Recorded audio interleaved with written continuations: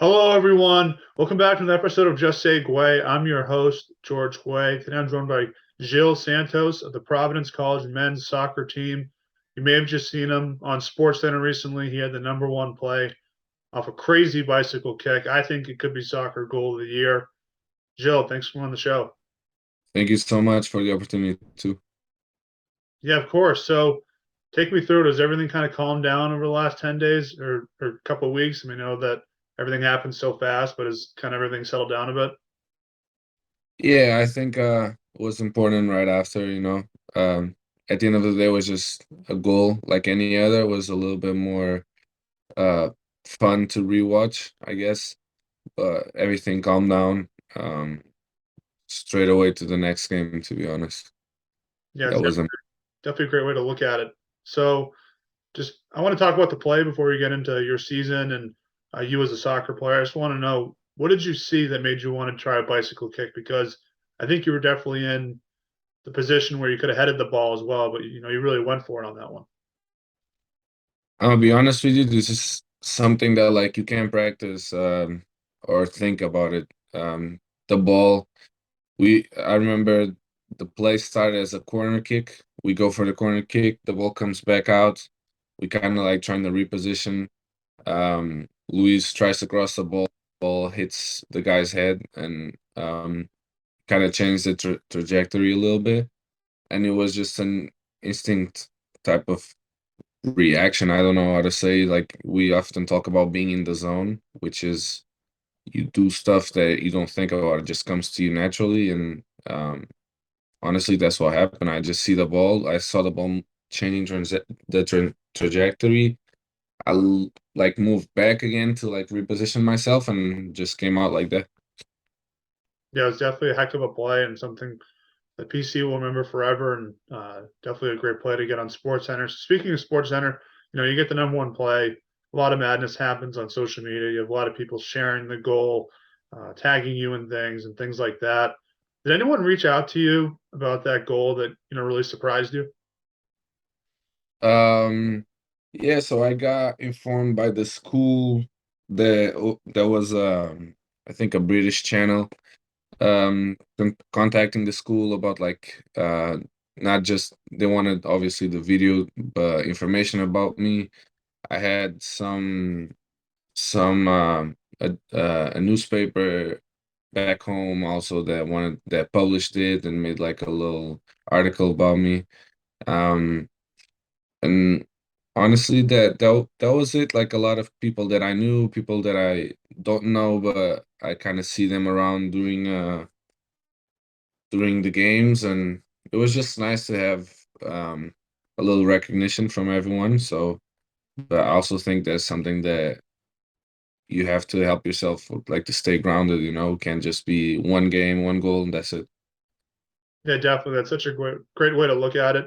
I think it's awesome that people back home in different countries were seeing that goal and wanting to recognize it. It just shows how great social media is for something like that today. So let's talk about you as a soccer player. You're from Portugal. Could you just take me through what the soccer culture was like growing up? Having someone like Ronaldo to idolize and so many other great players. But what was it like growing up in Portugal?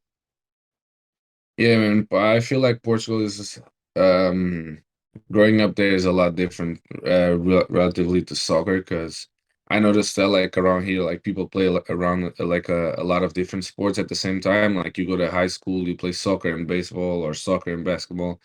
Back home there's nothing like that. Like you start playing soccer and you play soccer.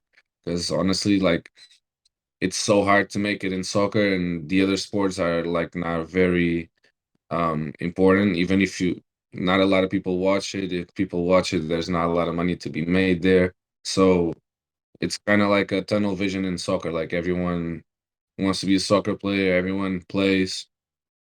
And then another comparison that I make here is like I noticed that in America you have a lot of like the public basketball games. Wherever you go there's a basketball field, right?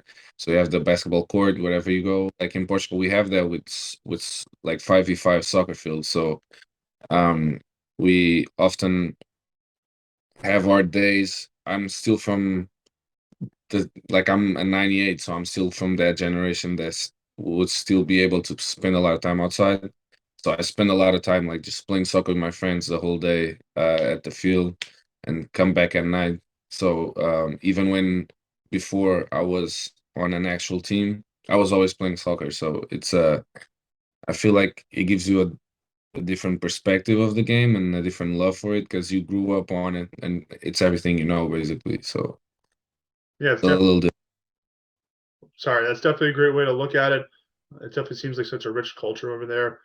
Uh, just take me through your recruiting process. Why'd you choose Providence College? It seems like someone like yourself could have a lot of options if they came to the United States to play soccer. Just what made you choose Providence? um so I played in Sporting Lisbon Academy for 5 years, and then at the end I had like a my first knee surgery, which had gave me some complications with contracts and stuff at the time. I ended up moving to Spain, chasing something there in the north of Spain in Deportivo um, de La Coruña, and ended up not feeling that I was fitting in the place, that I didn't, it was not a good fit for me. And at the time, like one of my really good friends from Sporting was just drafted as a number one pick for Akron, Joe Motin. And I talked to him a lot about it, and he was telling me this here. And then by coincidence, when I was already thinking about um, getting away from Spain at the time, one of my former coaches from one of my first clubs met my dad, and he was working with a company that brings kids over, makes the connection in between Portugal and American colleges. So, and he said like, look, I need if Gil wants to come, like I can use some promotion for my company because he has a nice resume and whatever. So we kind of made that deal where I promoted the company. He showed me um to some colleges here. I ended up having a lot of offers, but honestly, the end was my end choice to come to Providence was based on two things. The first one was because the captain at the time, João Serrano, was a good friend of mine that I played with back home too. And at the time too, I came with one of my best friends from back home, Paulo Lima, that got drafted too like last year. So it was kind of like a package deal. We coming together. We already know people there. Our assistant coach, John Mark, went on purpose to Portugal to talk to us.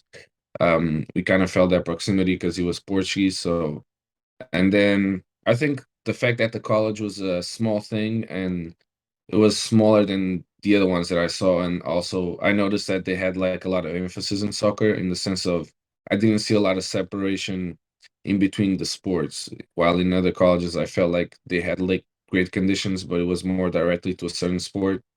Here, it's more of it's directed to like the athletics itself, and everybody can use everything. So the conditions kind of split up in between everyone. So that's something I definitely enjoyed a lot and called my attention. So that's what that was the main things that made me make the decision to come here.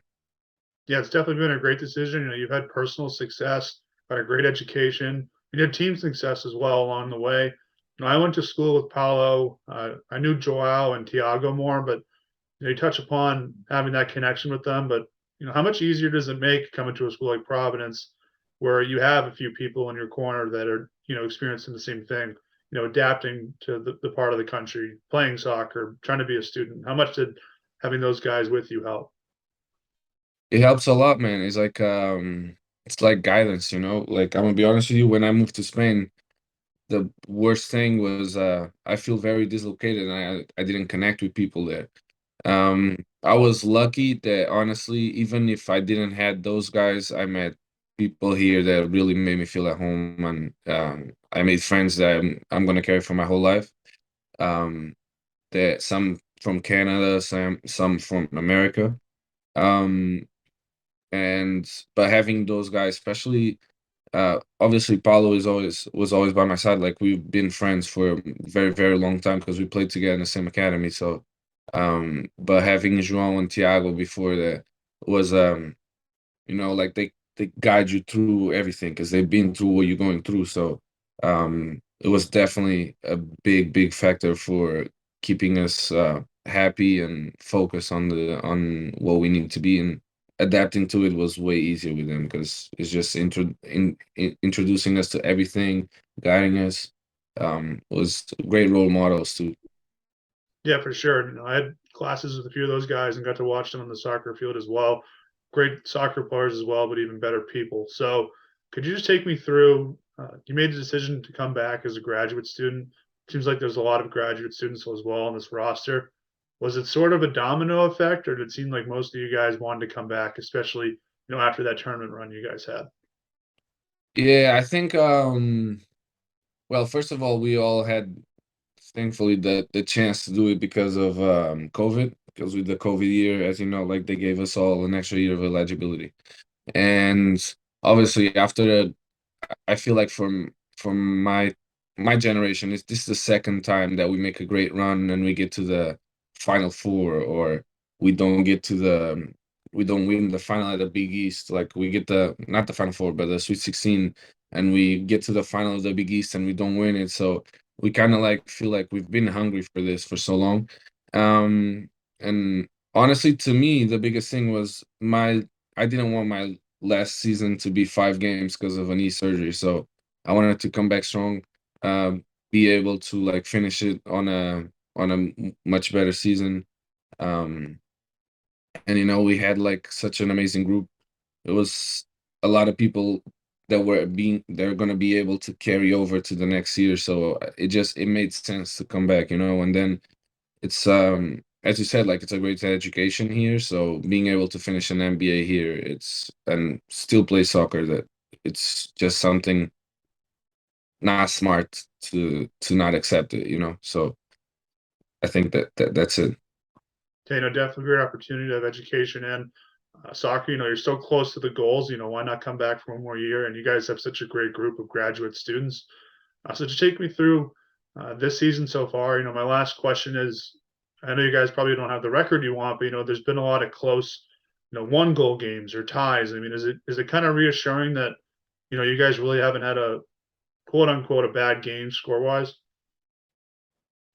Uh, it's definitely something that we've been struggling with. But honestly, even after this game, I was thinking, and I think people have to understand that, like, especially this year with the change of no extra time, no overtime. So I feel like it's realistic to say that it's going to be a lot more ties. A lot of games are going to end up in a tie. So a lot of the games were solved in overtime. Like I won a lot of games with game winners at the end. So this is something that is going to happen.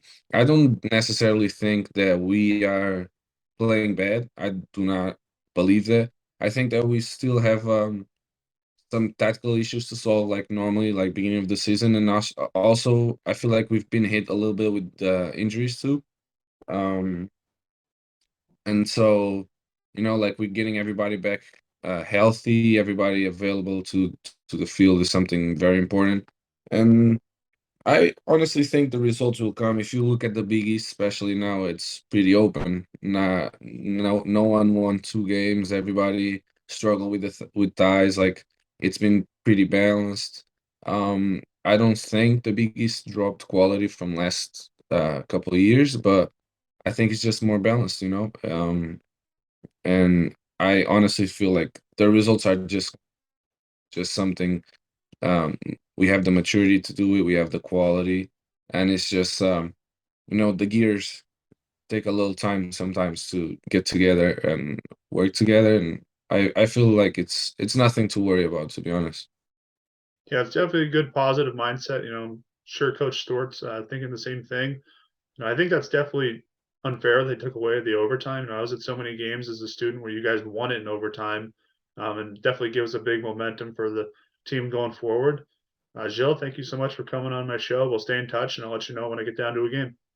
All right, thank you, appreciate it, man. Have a good one. You too.